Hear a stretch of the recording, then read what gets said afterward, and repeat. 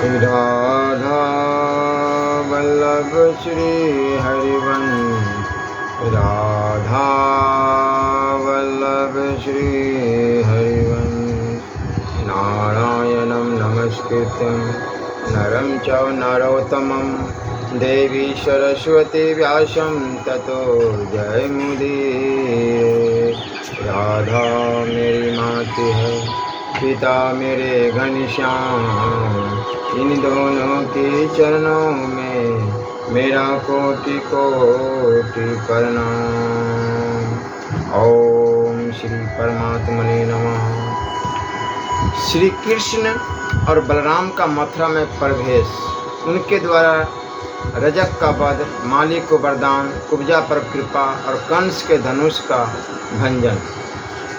वैशंपायन जी कहते हैं, जन्मेजय वे सभी अमित तेजस्वी यात्री अपने श्रेष्ठ रथ को जोत कर श्री कृष्ण संकर्षण के साथ राजा कंस के द्वारा सुरक्षित रमणीय मथुरापुरी में जा पहुँचे। संध्या काल में जबकि सूर्यदेव लाल हो गए थे, उन सब ने उस रमणीय मथुरा नगरी में प्रवेश किया। बुद्धिमान अक्रूर, सूर्य तुल्य तेजस्वी श्री कृष्ण और संकर्षण दोनों वीरों को पहले अपने घर में ले गए।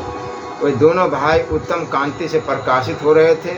उस समय दानपति अक्रूर ने कंस से भयभीत होकर उनसे कहा, तात, तुम दोनों को अभी वसुदेव के घर में जाने की इच्छा त्याग देनी चाहिए, क्योंकि तुम्हारे कारण ही कंस बूढ़े वसुदेव को घर से निकालता है और तुम्हें यहाँ नहीं रहना चाहिए। ऐसा कहकर उन्हें दिन रात डांटता रहता है। अतः तुम दोनों को पिता के लिए उत्तम सुख की व्यवस्था करनी चाहिए, जिस तरह उन्हें सुख मिले, क्योंकि तुम्हारे कारण ही कंस बूढ़े वसुदेव को घर से निकालता रहता है और तुम्हें यहाँ नहीं रहना चाहिए। ऐसा कहकर उन्हें दिन रात डांटता रहता है। अतः तुम दोनों को पिता के लिए उत्तम सुख की व्यवस्था करनी चाहिए, जिस तरह उन्हें सुख मिले, जैसे उनका हित हो वही कार्य करना चाहिए। तब श्री कृष्ण ने उनसे कहा, धर्मनिष्ठ वीर साधु पुरुष, यदि आप स्वीकार करें तो हम दोनों भाई मथुरा नगर और इसके राजमार्ग को देखते हुए यहाँ से जाएं और अतकृत रूप से कंस के ही घर पहुँच जाए। वैशंपायन जी कहते हैं, जन्मेजय अक्रूर भी मन से ही अविनाशी भगवान श्री कृष्ण को नमस्कार करके प्रसन्न चित्त से कंस के पास गए। अक्रूर की आज्ञा लेकर वे दोनों वीर श्री कृष्ण और बलराम नगर देखने के लिए वहाँ से इस तरह प्रस्थित हुए, मानो युद्ध की इच्छा रखने वाले दो गजराज अलान से छूट निकले हुए। उन दोनों ने रास्ते में एक रजक धोबी को देखा,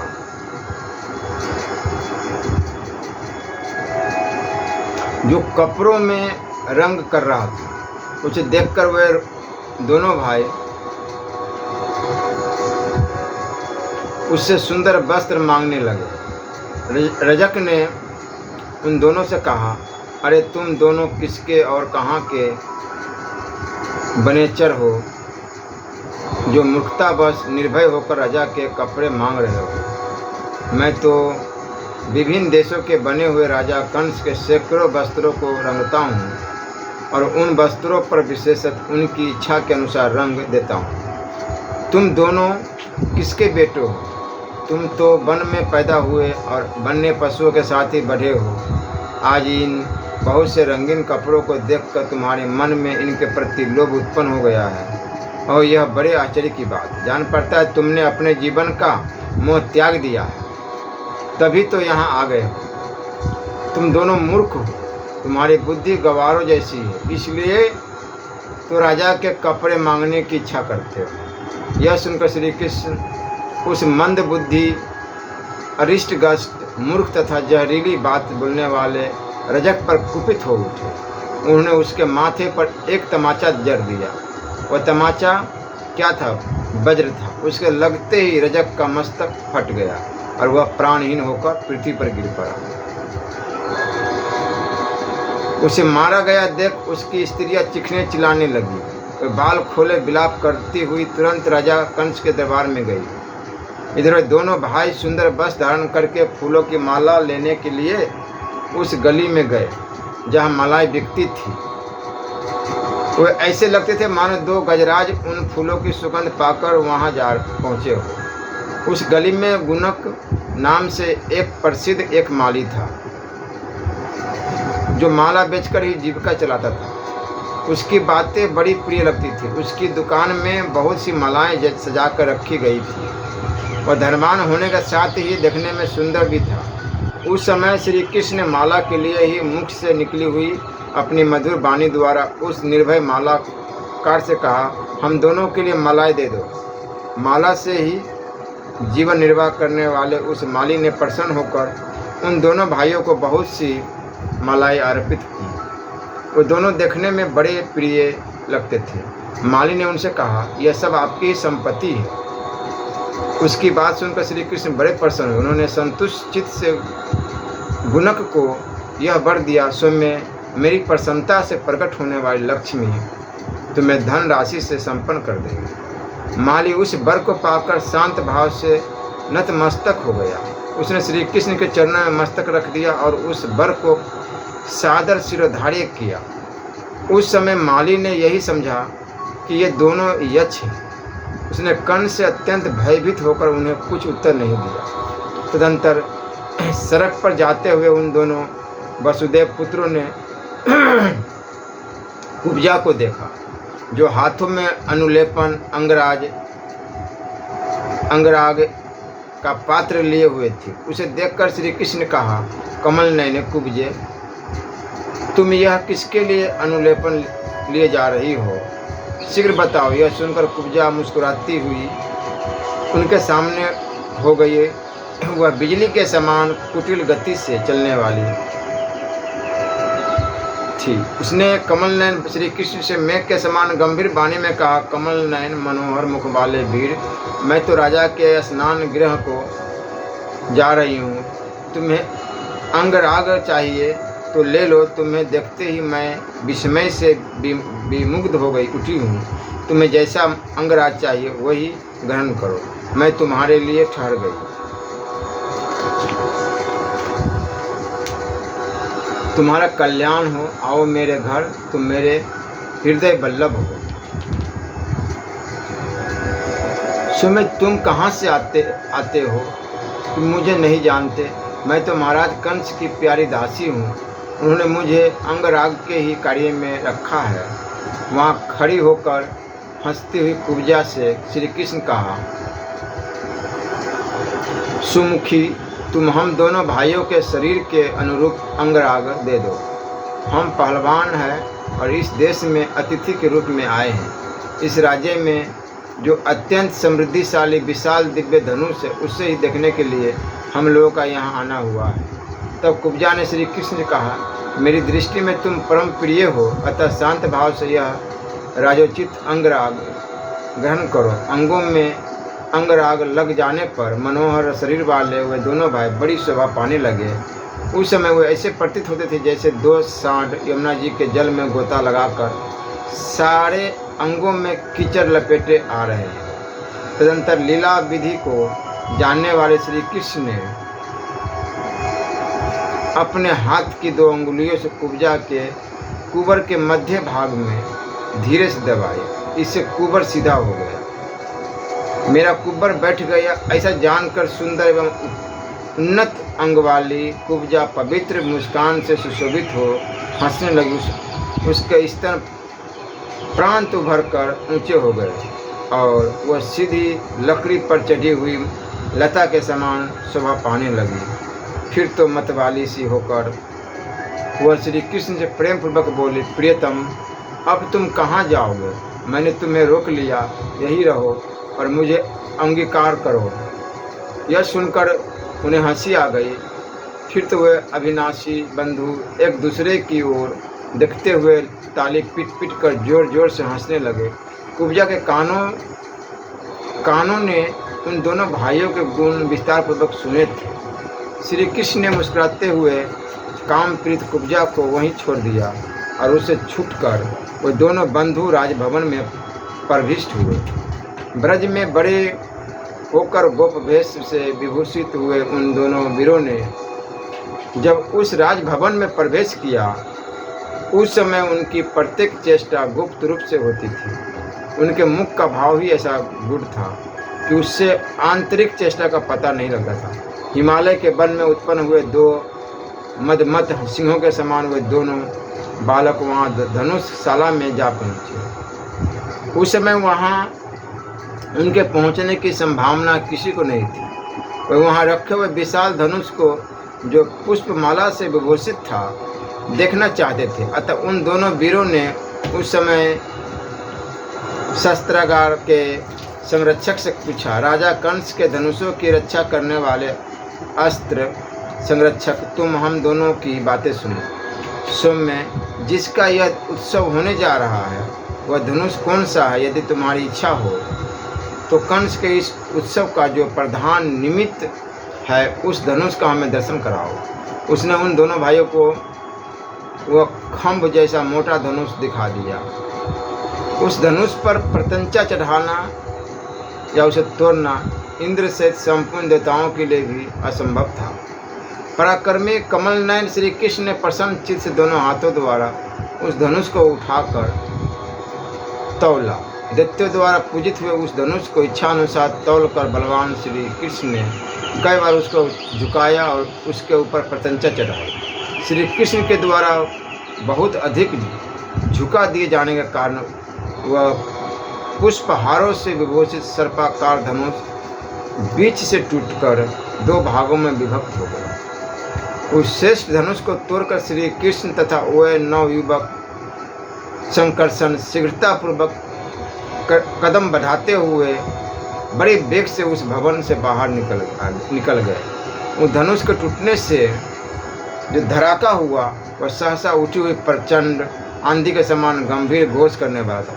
उससे सारा अंतपुर कांप उठा और संपूर्ण दिशाओं में वह आवाज़ गूंज उठी। शस्त्रागार से निकलकर दोनों भाई ब्रज से आए हुए गोपों के निकट चले गए। इधर आयुधों की रक्षा करने वाला वह सिपाही मन ही मन घबरा उठा और बड़े वेग से राज दरबार की ओर चल दिया। राजा के निकट जाकर कौवे की तरह चकित हो लंबी लंबी सांस खींचता हुआ और इस प्रकार बोला, महाराज, मैं जो बात बताना चाहता हूँ उसे ध्यान देकर सुनिए। इस समय धनुषशाला में एक आश्चर्यजनक घटना घटित हुई है जो संपूर्ण जगत के परले की भांति प्रतीत होती है। वहाँ दो मनुष्य आए थे जिनकी तुलना किसी से भी नहीं हो सकती। उनके मस्तक के सभी बाल शिखा चोटी के समान बड़े बड़े थे। एक ने नीला वस्त्र पहन रखा था और दूसरे ने पीला। एक के अंगों में पीला अंगराग था तो दूसरे के अंगों में श्वेत। वे दोनों इच्छानुसार भेष धारण करने में कुशल थे। सहसा अंतपुर में घुस आए और किसी को पता न चला। वे दोनों वीर देव कुमारों के समान प्रतीत होते थे। उनकी आकृति बड़ी सौम्य थी। उन्हें देखकर ऐसा जान पड़ता था मानो बाल रूपधारी अग्नि सहसा आकाश से आकर धनुषशाला में खड़े हो गए हो। उन दोनों के वस्त्र और पुष्पहार बड़े सुंदर थे। मैंने उनको स्पष्ट रूप से देखा है। उनमें से एक की आंखें कमल के समान सुंदर थी। शरीर का वर्ण श्याम था। उसके वस्त्र और हार पीले रंग के थे, जिसे हाथ में लेना देवताओं के लिए भी कठिन है।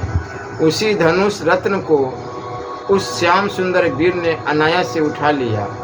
उस बालक ने उस विशाल धनुष को लोह यंत्र की भांति बलात् हाथ में लेकर वेगपूर्वक उस पर प्रत्यंचा चढ़ाई और खेल खेल में उसे झुकाना आरंभ किया। उस बाहुशाली वीर के खींचने पर वह बाण रहित धनुष मुट्ठी पकड़ने की जगह से धड़ाके के साथ टूटकर दो टुकड़ा हो गए। धनुष टूटने की आवाज से धरती हिलने लगी। सूर्य की प्रभा फीकी पड़ गई और आकाश घूमता सा प्रतीत होने लगा। वह महान अद्भुत दृश्य देखकर मैं अत्यंत विस्मय में पड़ गया और अभयदायक शत्रुओं की ओर से भय प्राप्त होने की आशंका से आपको यह समाचार बताने के लिए यहाँ आ गया। महाराज, मैं नहीं जानता वो दोनों अमित पराक्रमी वीर कौन थे। उनमें से एक तो कैलाश पर्वत के समान श्वेत वर्ण का था और दूसरा अंजनगिरी के समान श्याम हाथी बांधने के खंभे की भांति अत्यंत सुदृढ़ उस धनुष रत्न को तोड़कर वह अमित पराक्रमी वीर अपने सहायक के साथ कि वायु के समान तीव्र गति का अर्थ से ले वहाँ से निकल गया। नरेश्वर न जाने वह कौन था जो धनुष के 2 टुकड़े करके चला गया। कंस को सब बातें विस्तार पूर्वक विदित थी। उसने धनुष भंग का समाचार सुनते ही शस्त्र रक्षक को विदा कर दिया और स्वयं अपने उत्तम भवन में प्रवेश किया। कंस की चिंता, उसका रंगशाला को देखना और उसे सुशोभित करने का आदेश देना, चाणूर एवं मुष्टिक को तथा कोलियापीड के महावत को श्री कृष्ण बलराम के वध के लिए आज्ञा देना, महावत से दुर्मिल के द्वारा अपनी उत्पत्ति की कथा कहना, उसकी माता का सुयामुन पर्वत पर दुर्मिल के साथ समागम तथा उन दोनों का परस्पर वरदान एवं शाप। वैशंपायन का जन्मेजय भोज वंश की वृद्धि करने वाला राजा कंस धनुष के टूटने की घटना पर विचार करके मन ही मन खिन्न हो उठा और ज्यों उसका चिंतन करता त्यों ही उसका अत्यंत दुख में निमग्न होता जाता था। वह सोचने लगा, ओह वह बालक कैसे निर्भय हो महाबली रक्षक की अवहेलना करके दूसरे लोगों के देखते देखते धनुष तोड़कर निकल गया। यह वही बालक है जिसे मारने के लिए मैंने लोक निंदित क्रूरतापूर्ण कर्म किया। अपनी चचेरी बहन के 6 वीर पुत्रों को शिला पर दे मारा। सचमुच ही पुरुषार्थ से देव के विधान का उल्लंघन नहीं किया जा सकता। नारद जी ने मेरे लिए जो बात कही थी वह अवश्य आकर उपस्थित हो गई। इस प्रकार चिंता करके राजा कंस अपने उत्तम भवन से निकला और शीघ्र ही प्रेक्षागृह रंगशाला में वहाँ लगे हुए मंचों का निरीक्षण करने के लिए आ गया। उस शेष नरेश ने प्रेक्षागृह को सब प्रकार से संपन्न हुआ देखा। वहाँ एकमात्र शिल्प से जीवन निर्वाह करने वाले शिल्पियों ने लगातार बहुत से मंजों के बार बना रखे थे। वे सब के सब ढूंढतापूर्वक बांधे गए थे। उत्तमोत्तम ग्रहों से लगे हुए छज्जे भी बनाए गए थे। उन छज्जों में कहीं तो 6 खंभे एक साथ लगे थे जिनसे उनकी विशालता बढ़ गई थी और कहीं कहीं एक संख्या वाले ही खंभे लगाए गए थे। इन खंभों के छज्जों और मचबांटों ने उस प्रेक्षागृह को विभूषित कर रखा था। वहाँ सब और दीवारों में मजबूत खुटियाँ लगी थी। वह भवन बहुत विशाल बना था। उसकी अच्छी प्रकार प्रतिष्ठा की गई थी। उसके भीतर मंचों पर चढ़ने के लिए ऊंची असंकीर्ण चौड़ी तथा परस्पर सटी हुई सीढ़ियाँ बनी थी। इससे वह रंग भवन बहुत ही उत्तम दिखाई देता था। वहाँ राजाओं के बैठने के लिए चारों ओर सिंहासन रखे गए थे। उस रंगशाला में सब ओर आने जाने के लिए बहुत से मार्ग थे। सारा भवन बहुसंख्यक वेदियों से व्याप्त था। उसे मनुष्य के बहुत बड़ी भीड़ को अपने भीतर सुगमतापूर्वक भर लेने की क्षमता थी। बुद्धिमान कंस ने उस रंग भवन को सब प्रकार सजा हुआ देख कार्यकर्ताओं को इस प्रकार आज्ञा दी, कल सवेरे यहाँ के मंच बाटों छज्जों तथा गलियों को चित्रों मालाओं और पताकाओं से सजा दिया जाए। सुगंधित जल छिड़क कर इन सब को सुवासित किया जाए। मनोहर रूप दिया जाए। मंचों पर सुंदर चांदनी बिछा दी जाए। अखाड़े में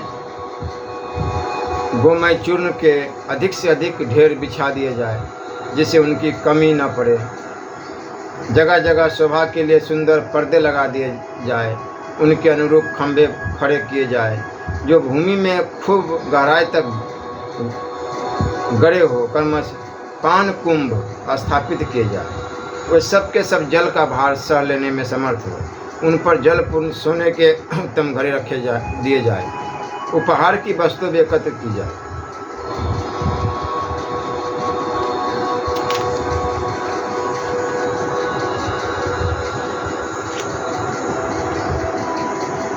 धनु यज्ञ का उत्सव देखने के लिए बना हुआ विशाल स्थान, पानी से भरे घरों या माटों के रखने के लिए काठ की बनी हुई 4 या 6 पाए की टेबल जैसी एक चीज़, जिसे कुछ स्थानों पर पलहेंडी कहते हैं, इसी का नाम पान कुंभ है।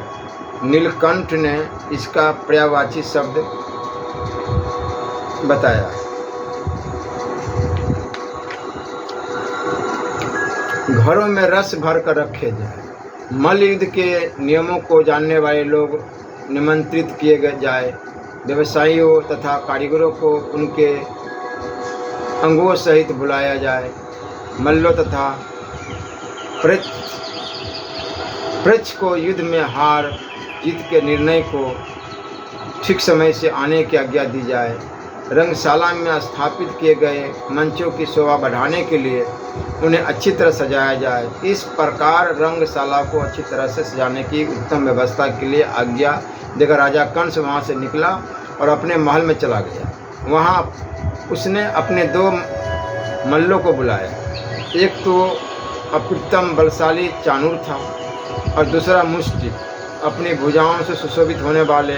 वे दोनों महापराक्रमी बलशाली मल्ल कंस की आज्ञा शिरोधार्य करके बड़े हर्ष के साथ उसके भवन में प्रवेश हुए।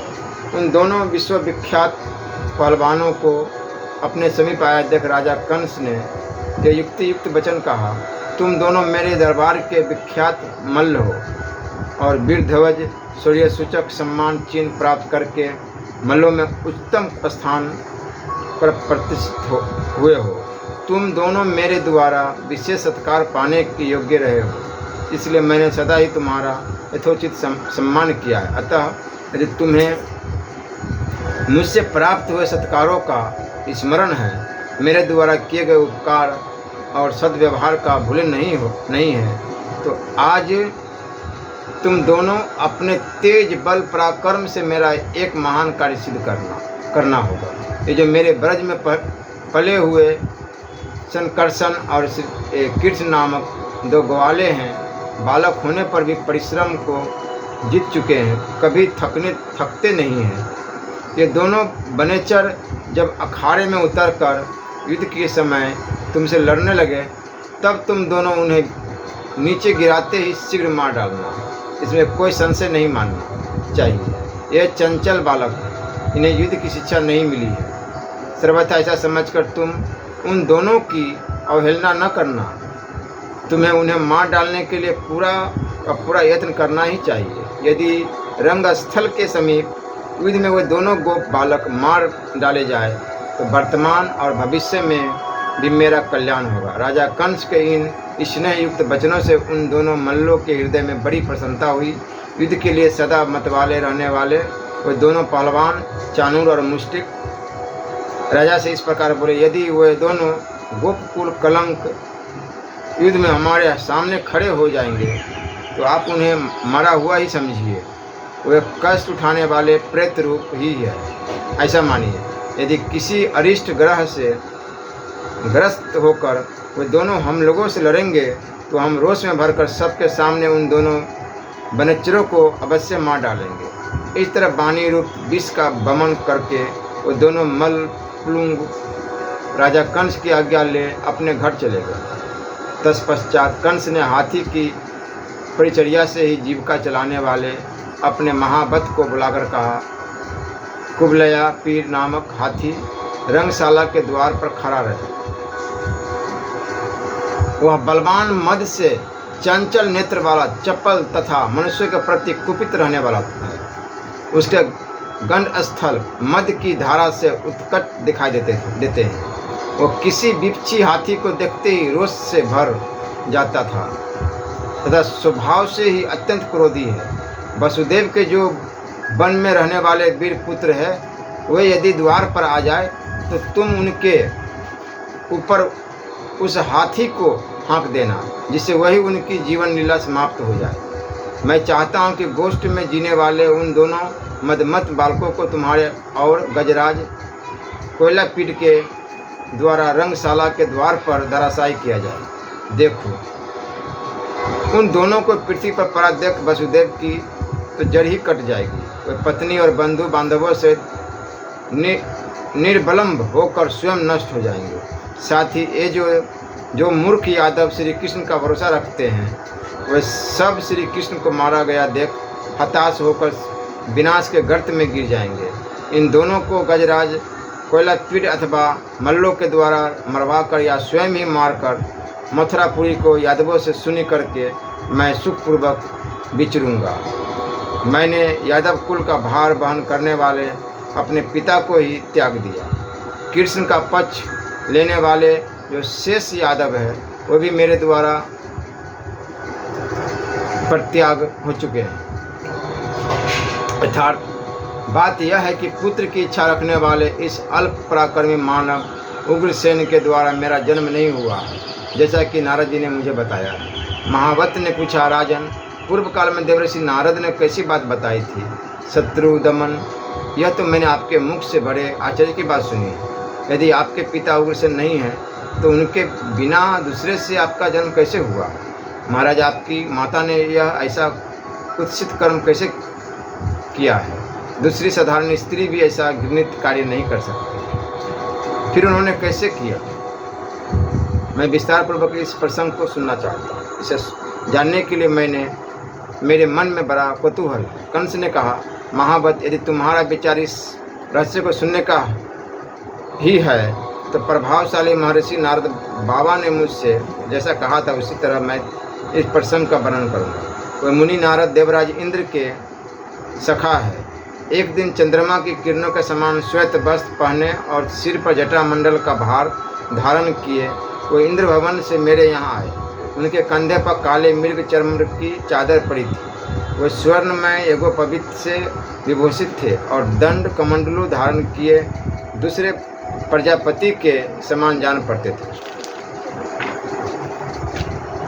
नारद जी वेदों के विधान तो है ही, गांधर्व वेद संगीत विद्या के भी कुल पंडित हैं, अतः चारों वेदों का गान किया करते हैं। ब्रह्मलोक में विचरने वाले वे अविनाशी देवर्षि नारद ही मेरे यहाँ पधारे थे। अपने यहाँ आए हुए उन महर्षियों को देखकर मैंने पाद, अर्घ्य और आसन समर्पित करके उनकी विधिपूर्वक पूजा की और महलों के भीतर ले जाकर उन्हें बैठाया।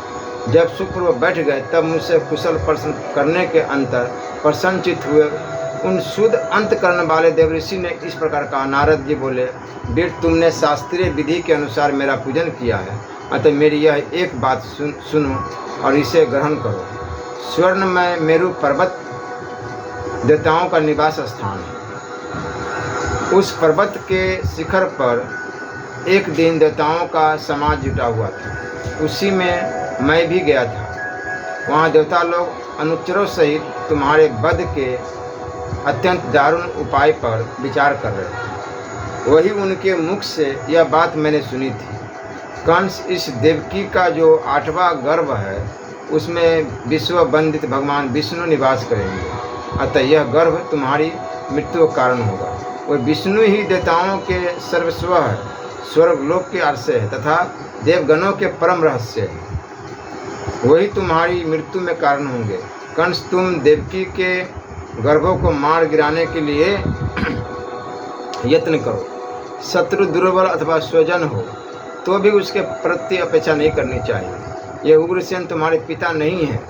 शोभ विमान का स्वामी ओज और तेज संपन्न महाबली द्रुमिल तुम्हारा पिता है।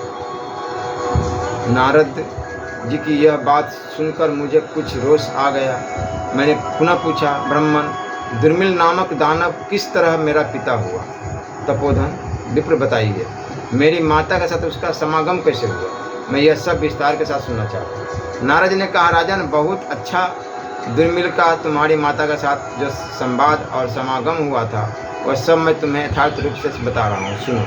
एक समय की बात है, तुम्हारी माता जब रजस्वला होने के पश्चात स्नान कर चुकी थी, कौतूहल बस दूसरी स्त्रियों के साथ सुयामुन नामक पर्वत का दर्शन करने के लिए गई।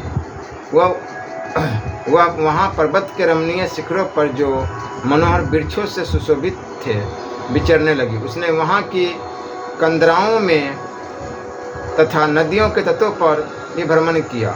वहाँ उसे कानों को सुख देने वाली कुछ ऐसी बातें सुनने को मिली जो कामों दीपन करने वाली थी। वे बातें किन्नरों के गाए हुए गीतों के रूप में प्रबंध होने के कारण बड़ी मधुर प्रतीत होती थी और प्रतिध्वनि से सब ओर गूंजती रहती थी।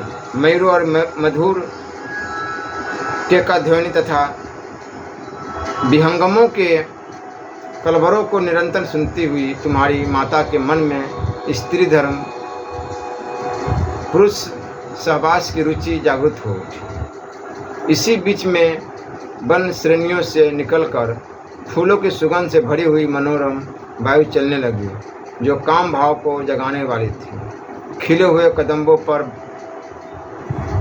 भंवरे छाए हुए थे जो उनके आभूषण से जान पड़ते थे। वायु के झोंके खाकर और निरंतर गिरती हुई जलधाराओं से मूर्छित से होकर वे कदम्ब अधिकाधिक गंध छोड़ने लगे। मदनोन उन्माद को जानने वाले नागकेसर अपने फूलों की वर्षा कर रहे थे। पुष्पमय कंटक धारण करने वाले दीपक के समान प्रकाशित हो रहे थे। नई नई घासों से ढकी और वीरविभूति से विभूषित हुई वसुधा नवयुवती नारी के समान मानो रजस्वला रूप धारण किए हुए थी। ऐसे समय में शुभ विमान का अधिपति दुर्मिल नामक दीप्तिमान दानव भावी देव योग से विधाता द्वारा प्रेरित होकर वहां आ पहुंचा।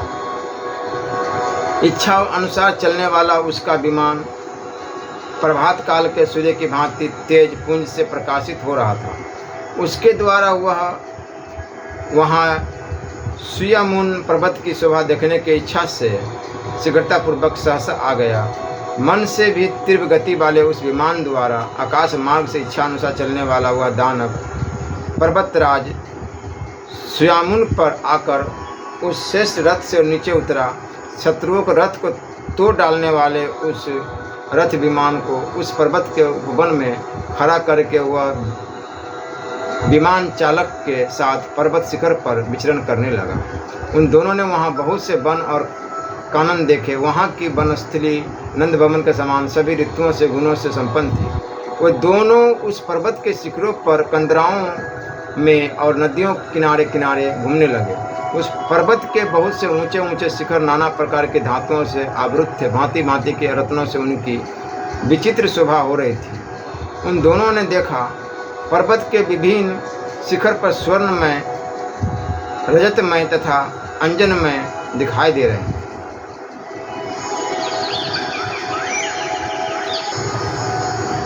नाना प्रकार के फूलों की सुगंध वहाँ व्याप्त हो रही है।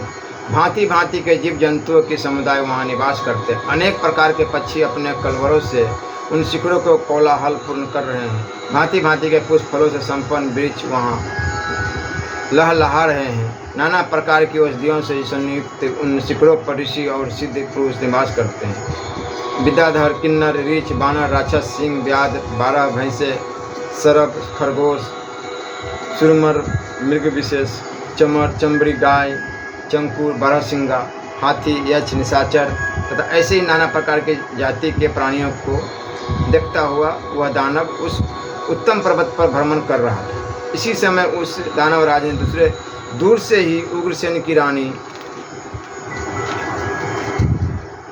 को देखा जो सखियों के साथ क्रीड़ा करती तथा फूल चुनती हुई देवकन्या के समान सुशोभित हो रही थी। सखियों से घिरी हुई उस सुंदर कटी प्रदेश वाली रमणी को दूर से ही वहाँ विचरती देख शोभ विमान का स्वामी दुर्मिल चकित हो उठा और अपने विमान चालक से इस प्रकार बोला, सुत, इस वन के भीतर विचरने वाली यह मृग नयनी बाला किसकी स्त्री है जो रूप और उदारता आदि गुणों से संपन्न होकर काम पत्नी रति के समान शोभा पा रही है। अहो, क्या यह देवराज इंद्र की पत्नी सची है या तिलोत्तमा है, अथवा जो भगवान नारायण के उरु का भेदन करके प्रकट हुई और पूर्वा की प्यारी महारानी बनी थी, वह सुंदर कांति वाली रमणी रत्न उर्वशी है। हमने सुना है देवताओं ने असुरों के साथ मिलकर अमृत की प्राप्ति के लिए मद्राचल को मथानी बनाकर जब क्षीर सागर को मंथन किया था, उस समय उसके अमृत में दुग्ध से लोक भावनी लक्ष्मी देवी का प्रादुर्भाव हुआ था, जो भगवान नारायण के अंग में सुशोभित होती है। यह सुंदरी अंगना वही लक्ष्मी देवी तो नहीं है, जैसे थोड़ी थोड़ी देर में चमकने वाली बिजली नील मेघ के भीतर रहकर अपना प्रकाश फैलाती है, उसी प्रकार यह स्त्रियों के बीच में रहकर अपने रूप और बन को प्रकाशित करती हुई यहाँ विचर रही है। इसके अंग बड़े ही सुकुमार है, मुख चंद्रमा के समान सुंदर कांति से भासित हो रहा है। इस निर्दोष अंगों वाली रमणी का रूप देखकर मैं पागल हो गया हूँ।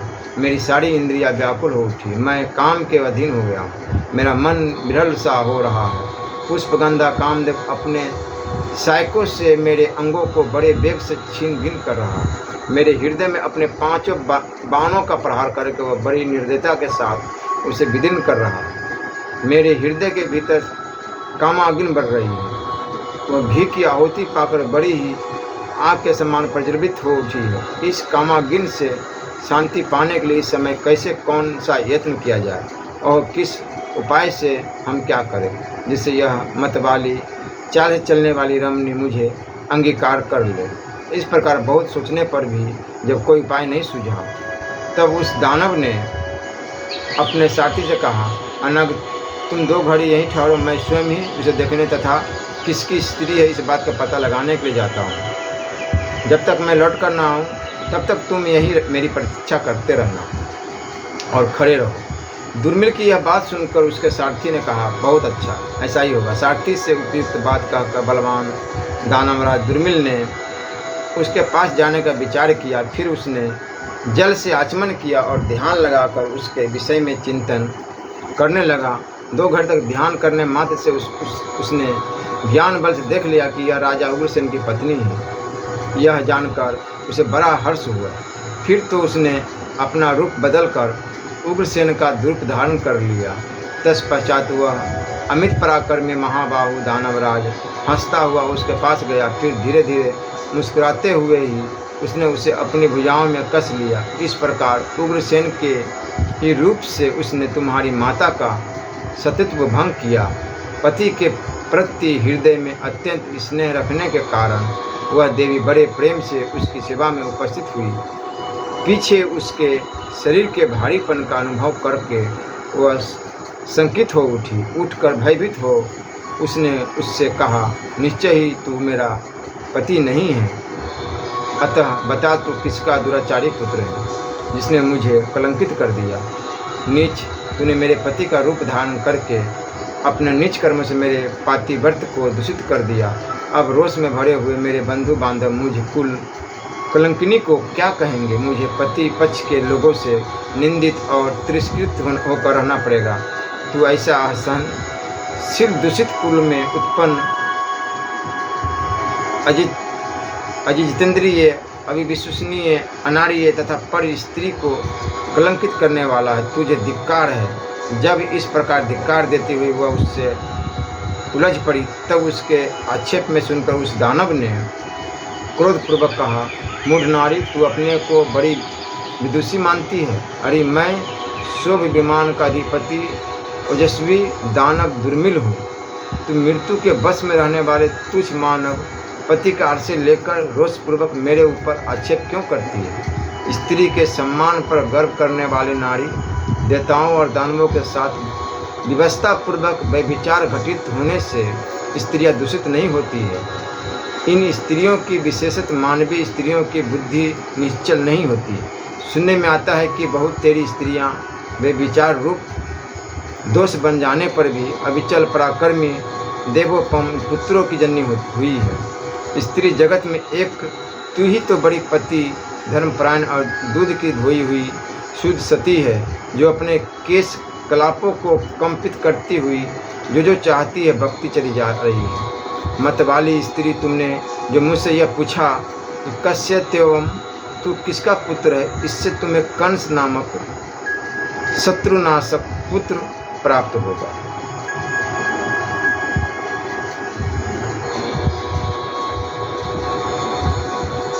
यह सुनकर देवी पुनः रोष में भरकर उस वर की निंदा करने लगी और ढिठाई के साथ बात करने वाले उस दानव से व्यथित होकर बोली, दुराचारी दानव, तेरे इस घृणित आचार को धिक्कार है जो तू संसार की सारी स्त्रियों की निंदा कर रहा है। माना कि जगत में नीच आचार विचार वाली स्त्रियां भी है, परंतु पतिव्रताएं भी कम नहीं है।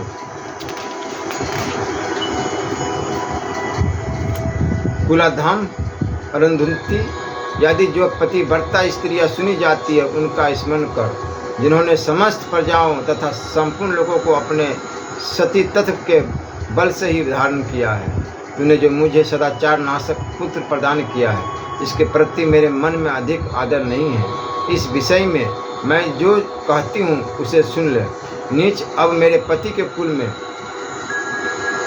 परम पुरुष परमेश्वर अवतार लेंगे, जो तेरी तथा तूने जो पुत्र दिया है उसकी भी मृत्यु के कारण होंगे। उसके ऐसा कहने पर दुर्मिर उसी अनुपम गति वाले दिव्य विमान पर पुनः आकाश को ही चला गया। तुम्हारी माता अत्यंत दीन होकर उसी दिन मथुरापुरी को चली गई। महावत मुझसे इस प्रकार कहकर मुनिश्रेष्ठ भगवान नारद अपने तपोबल से प्रकाशित तथा साक्षात अग्नि के समान विद्यमान हो 7 स्वरों की मूर्छना का विस्तार करने वाली बिना बजाते और गाते हुए लक्ष्य बीती अथवा अलक्ष्य बीती देवयान मार्ग से ब्रह्मा जी के पास चले गए। महावत मेरी यह बात सुनो और समझो। तीनों लोगों की बातें जानने वाली बुद्धिमान नारद ने सब कुछ ठीक कहा था। अधिक कहने की क्या आवश्यकता। बल वीर्य नय विनय प्रमाण शक्ति तेज पराक्रम सत्य और दान के द्वारा मेरी समानता करने वाला दूसरा कोई पुरुष नहीं है।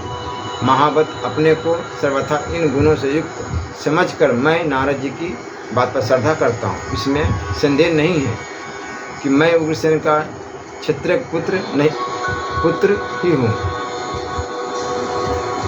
माता पिता ने तो मुझे त्याग ही दिया है। मैं अपने तेज से ही इस सिंहासन पर बैठा हूँ। मेरे माता पिता तथा विशेषतः सभी बंधु बांधव मुझसे द्वेष रखते हैं। ये सभी यादव श्री कृष्ण के पक्ष में मिल गए हैं। अतः मैं इन दोनों गोपकुल कलंकों को हाथी के द्वारा मरवा कर इन यादवों का भी वध करवा डालूंगा। अतः महावत तुम जाओ और कुलियापीठ हाथी पर आरूढ़ हो, अंकुश भाला और तोमर लिए रंगशाला के द्वार पर दृढ़तापूर्वक डट जाओ, विलंब न करो। ओम श्री परमात्मने नमः।